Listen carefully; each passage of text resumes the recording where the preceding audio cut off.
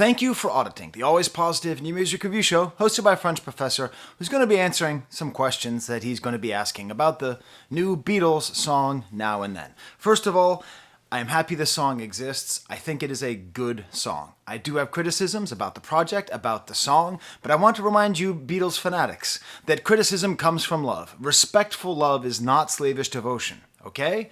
If you really care about an artist, you have to think about them critically. You have to manage your expectations, and you should have very high expectations. So this song had very low expectations for me, because I did not like Free as a Bird, the Beatles version. I did not like Real Love, the Beatles version. Okay? In my opinion, Jeff Lynne his production is turd and clam chowder. Okay? It's just not for me. I'm going to make a video for my Patreons in the next day. Check it out. I'll explain why I don't like Jeff Lynne. And even though he's in the credits, he's not really here. So already we're doing well, okay? His particular production style I find to be absolutely repellent, even though I respect him as an artist in other ways. So here we are with this song. And if you've been paying any attention, you've been hearing them say over and over and over again, this is the last Beatles song, the final Beatles song. You know, there's a quote from the documentary, which I'll be discussing, where Paul says, and now and then it's probably like the last Beatles song, and we've all played on it, so it's a genuine Beatles song. So is it the last Beatles song? Let's first ask that question. The short answer is no. This is not the last Beatles song. The longer answer is not really, okay? A Beatles song is the four of them working together in collaboration, okay? Even if they're not all working on the song at the same time, even if only one of them, they're all working towards a product together, okay? This is not that.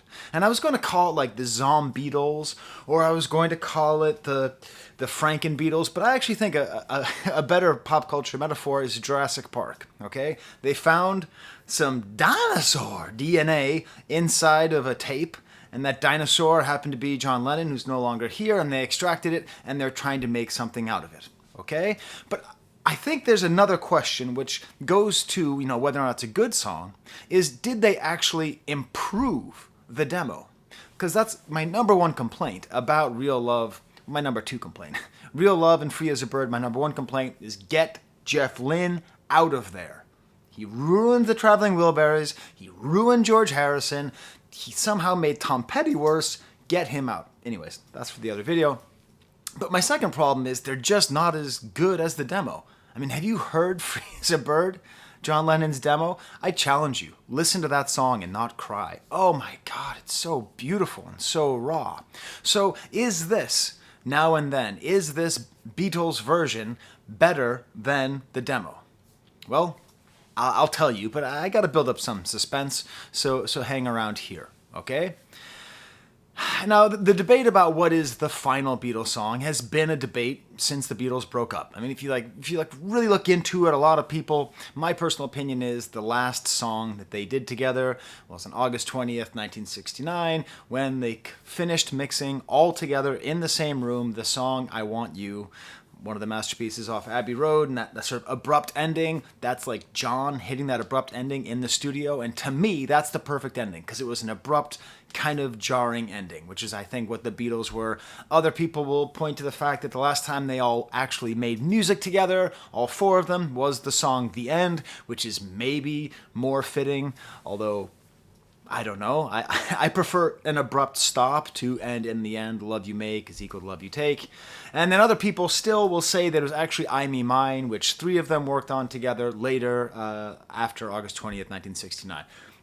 So those are the actual answers to what's the last Beatles song, right? What I think is more interesting is to think about these new songs as like evidence of why they broke up. Okay, speaking of DNA, the DNA of the Beatles' dissolution is found in these Jurassic Beatles songs, in this Franken Beatles, Beatles music, okay? And so, listen, if you think the reason that the Beatles broke up is because of Yoko, I have really bad news for you. You're not going to like it, so you may just want to stop the video now. If you currently think that, I'm going to challenge your worldview and call you a misogynist. Just that's it. That's it. Yoko Ono had virtually nothing to do with the breakup of the Beatles. Realistically, it is about the Beatles themselves. If you look at it from afar, Paul was way too controlling. John was bristling against that control and was basically on a whole nother plane of thought. George was already checked out and angry about being so marginalized, and Ringo was just permanently kind of annoyed. Okay? That's why the Beatles broke up. It certainly wasn't because of one of their girlfriends or wives, right? And what I love is that, like, that's what this still is. This is still Paul having way too much control. This is John being on another plane. He happens to be dead, but he happens to be up in heaven or in nothingness or wherever it is you think he might be. George has already checked out and left, and Ringo's just, yep, he's sitting there. And that's part of the reason why I don't want to call it a Beatles song, because it's just so Paul. It reminds me of 1989 was my first concert I ever went to. I went to go see Paul McCartney at the Worcester Centrum. And there was this guy who's a friend of my older brother who I looked up to as like the coolest Beatles fan. And he said back then, I'm not going to go see Paul. I was like, why is that? Because he plays Sgt. Pepper's. And when he says, we're Sgt. Pepper's Lonely Hearts Club Band, that insults me as a Beatles fan. You are not Sgt. Pepper's Lonely Hearts Club Band. You are Paul McCartney and the rest. So, okay. Short answer, no. Long answer, not really. It's not a Beatles song. But it is a Beatles event. Okay, it is an event in Beatles Incorporated. And what I want to do now is kind of move through the release of this song. I want to talk about the documentary about the making of the song, talk about the song itself, talk about the demo, and then tomorrow I'm going to do a YouTube short about the actual video made by Peter Jackson. Okay, so the documentary, it's filled with old images and new images. It works. I don't like that they have John saying, which key is it in, really? Because the song that you're talking about, John determined how the song was going to go around the time I was born in 1977, 1978. His ghost is determining what key it is. Why are we having this little sound bit here? But that's fine. Then we have Paul talking about it's all about chemistry, four lads working together, and that's part of the issue here. If you don't like this song, of course it's because it doesn't actually have the Beatles chemistry. It doesn't. It has Paul working with an old demo, recreating something that George did, Skyping with Ringo, and just doing a lot of his own stuff, right? I do like how the video incorporates a lot of elements from the Beatles anthology. That gives me hope that they are going to be re-releasing that. If you don't own that, step 1, buy a DVD player. Step 2, go on eBay, buy the Beatles anthology. It is one of the greatest rock documentaries ever made. It's amazing. It's totally worth watching. And it's nice, though, this whole little documentary, because we have a lot of appearances from Sean Lennon, talks about remembering his dad recording. It made me realize, why do I like these demos so much?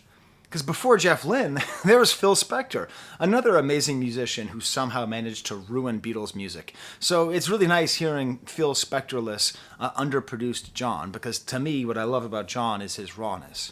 And so even while they're sitting here describing the songs from 94, 95, even the way that Paul frames it, George and Ringo came down to my studio, always kind of controlling. And the question that he asks is, would John want this? And Paul answers the question himself. Yeah, he would have loved that. I don't know. I trust that Paul knows John a little bit better than some rando in Western New York, so maybe he does. So in this documentary, they explain why they had to use this AI. And there's this funny moment where George says in the documentary, Jeff showed me a year ago all this computer opens up a new kettle of fish. And then Paul says, a whole new can of worms. And then Ringo says, but does it open up a whole new year of work? Which was sort of like Yellow Submarine dialogue. I just really appreciated that. But sort of talking about technology, there's a lot of discussion about this song and about technology and about the usage of AI and about separating and all that. And it's said multiple times throughout the documentary, the Beatles loved using technology, and they did, right? They had some guy named Magic Alex who they had on the payroll who just basically futzed around in the basement of Apple doing virtually nothing but trying to change the world, creating some kind of arc capacitor. I don't know what. And what's interesting is, he says, in 2001 we lost George. And this is an important detail about this song, about the song Now and Then. I'm going to quote George Harrison talking about the song Now and Then. It's fucking rubbish. Okay? That's what George said. When they scrapped the song, based on what I've read, the sources I've read, it was because George thought it was bad. Now, did he only think it was bad because it was hard to separate the piano from the voice? Maybe, or maybe he just didn't like the song. So the fact that Paul's doing this song, essentially over George who served as like the selfish conscience of the Beatles, right? I don't think they ever would have gotten back together again just because George wouldn't have felt like it. And then we hear in the documentary the separated voice. And this is the point where I'm torn. Because we hear the separated voice, but you can tell it's AI. I know it's true, it's all because of you, and if I make it through. There's a weird sound in between and if I make it through. It sounds like a computer thing. It's like Polar Express, Uncanny Valley. Weirdness. And I swear to God, they're also doing some pitch correction in here as well. But that's fine. We then learn that Ringo was sent the files, so the two remaining Beatles didn't even work together. They weren't even in the same room. Okay, then they get strings. String part written by Giles Martin. Again, I've talked about this before. I really like Giles Martin. I like what he's done with the Beatles' work, but it's not because he's George Martin's kid. It's because he's good at what he does. He's just some guy, okay? He's just some guy who's very good at his job and who probably gets too much access because of who his father was. And then we get to the final question. Is George Harrison on this song? Listen to what Paul says. We had kept George's guitar parts from 95, and I thought what I'd like to do is do a slide guitar in George's style as a tribute to George. So I don't think George is on this song. I think Paul re-recorded it, which, according to a London Times article back in 1994, McCartney himself bristled at the slide guitar. When he heard it on Free as a Bird, he thought, oh, it's My Sweet Lord again. Like he got mad at the slide guitar. Side note, Paul, I think, is right. George overuses slide guitar in his solo work. But it's this kind of weird thing of like where he's like imitating something that he didn't like about one of his collaborators, okay? The whole thing ends with Paul saying, how lucky was I to have these men in my life, really reminding you that we're sort of really focused on Paul's perspective. Paul is the hero of this story, not John, even though it's John's song. And the most interesting part of the whole documentary is the part where you hear them talking about trying to make the song in 1995, because they just tried it a little bit, and then you hear Ringo say, when will we sleep? And they just didn't have enough time. So let's actually get to the song, shall we? 12 minutes in. If you like this video, smash the like button, subscribe. Type in the letters AVAA. That stands for awesome videos always. I always heart videos, comments that have that in there. Okay? So let's get to the song. First of all, oh my God, this is a good song. What the hell? What's going on here? Why is this so good? This is like a really good song. I mean, it's not like Beatles level quality, but it's really good solo Beatles. Like it's really good post 1970s Beatles. I mean, okay, it's not Mind Games, it's not Ram, okay, but still, it's really good.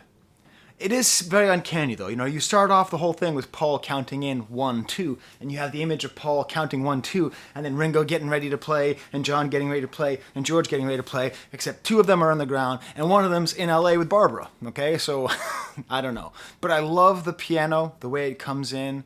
It's very clean. It's funny because the problem they had is that the piano is too loud. And the piano is still too loud in this, but they're able to separate the vocals.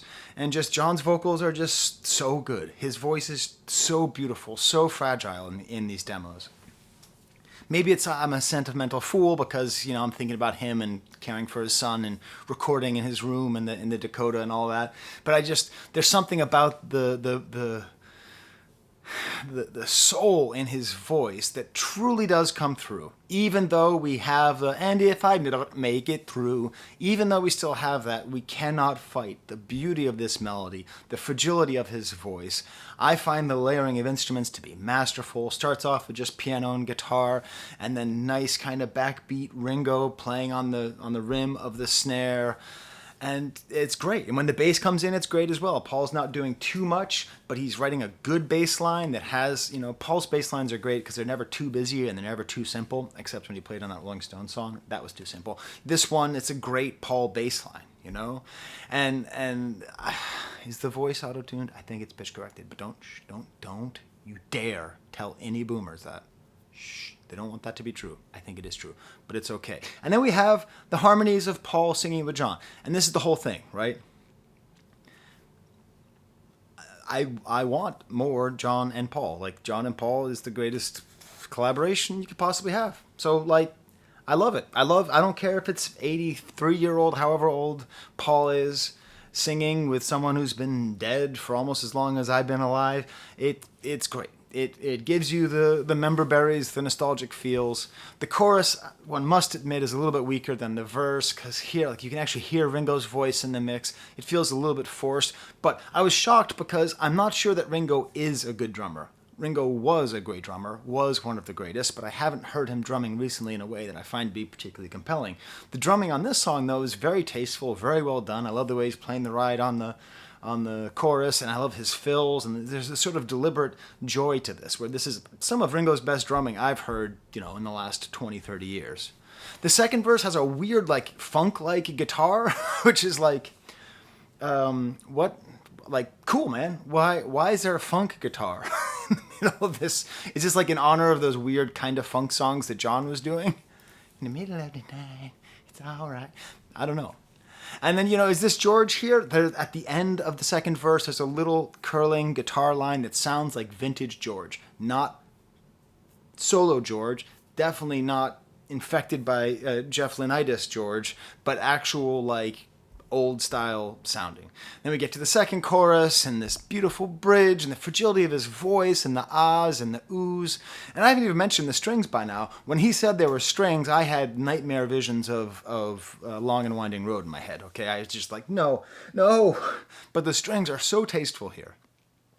And again, we have to recognize Giles Martin, even though he's just some guy who doesn't deserve his position because of who his father was. Apparently his father didn't like working with him on Beatles stuff for a long time. He resisted it. He wanted him to go his own way, which is probably why Giles Martin is so good. He is a hell of a producer, because what he's able to do on this song is do what he did with their other stuff, which is just add some kind of level of clarity. Now, some people might find that repellent.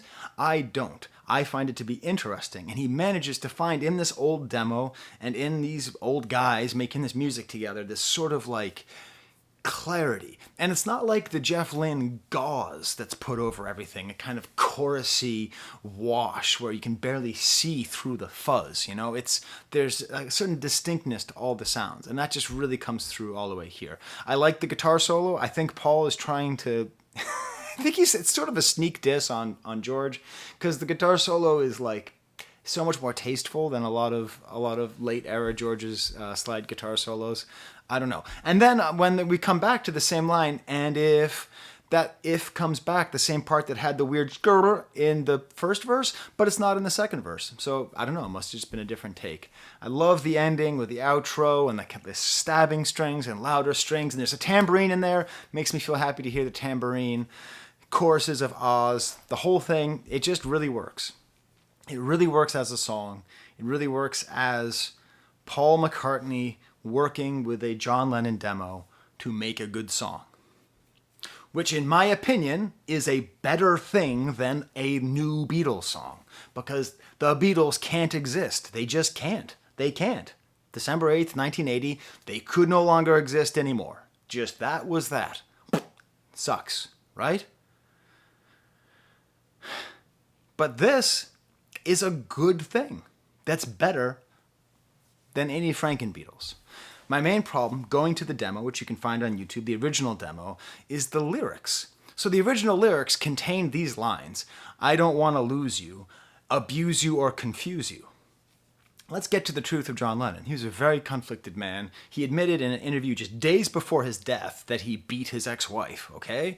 He wrote a lot of songs about his jealousy. He wrote the definitive song about jealousy. Okay, I'm just a jealous guy. Some of the greatest, most truthful lyrics he could ever possibly write. He wrote Run for Your Life. He was a guy who's very controlling and in these relationships, and there's a weird sort of cleaning of John Lennon by taking out these lyrics. The other problem is this is the biggest change in the demo. If you listen to the demo, he's like, I don't want to lose you. It goes up higher, lower. He sings it somehow even better than I do. And I wish they kept this in. I wish they had worked it through. I wish they weren't afraid of the word abuse, because it is the truth of John Lennon. He was afraid of losing and abusing and confusing the people that he loved, because he was somebody who was abandoned and abused and confused. That's the truth of John Lennon. It's an ugly truth, it's a human truth, but it shouldn't be whitewashed in this attempt to sell more albums at Christmas time. But whatever. Still a great song. Still nuts. I will say, my wife, I've been trying to be very nice, because she really, really, really loves the Beatles, and sometimes I get too cynical, and she's been very nervous about the song because she's excited about it, and she was really nervous that I was going to just basically crap all over it and prevent her from enjoying it. It came out while she was at the supermarket, and she comes back, and we'd both been listening to it, and she's like, yeah, I don't know, it's not that good. So I was like, don't ruin my time. I think it's great. And we listened to it a few more times, and it's great. It really is great. She came around on it. So the question is it better than the original? Did they improve on John Lennon's demo? Yes, they did. They did. Now, partly that's because the original demo is a little bit unfinished. It isn't quite as fleshed out of a song. It isn't just as good of a song as Free as a Bird or Real Love, but it's made better with the collaboration, with this production. It is worth noting that allegedly this tape had "For Paul" written on it. So maybe this isn't like the last Beatles song, but maybe this would have been the first song of a reunited Beatles, which, had that happened in the 80s, I imagine it would have been John, Paul, and Ringo. I imagine George would have just hung out with Monty Python doing whatever the hell he was doing in his garden. So like maybe this could have been, like, instead of thinking of it as like the last Beatles song, think of it as like the first Lennon-McCartney solo song. Whoa. That's kind of cool, you know? Anyways, I love hearing the demo. It's very clear that it sort of changes the nature of the song, because the way the Beatles do it now, the way Paul McCartney's Beatles do it now, is they make the song sort of about the Beatles and about loving each other, but in reality, with this lose you, abuse you thing, it's about like love and being afraid of someone going away and the nature of love restarting and trying to find forgiveness. It's very clear he's influenced by Harry Nilsson, because he was influenced by Harry Nilsson. So there's my review of the Beatles song. You know, these are my Patreons. They give me money. I think I'm going to go buy the Giles Martin red album. Not the blue one, but the red one. I do like his production. I think that looks like it's going to be a pretty neat thing. I'll be happy to keep listening to the song. Stay tuned to my channel so that you can see my review of the video. That'll be there. This is the best book about the Beatles. Revolution in the Head. The book that goes through the time in the studio is really good, but that's my personal favorite one. And this is my favorite Yellow Submarine cell. And this is, I put this up here because it's got John, and also it's got it's got Glove chewing on the word nothing. And anything that comes from the Beatles is better than nothing. Let me peruse it with my finger. All right, until next time, there's the camera.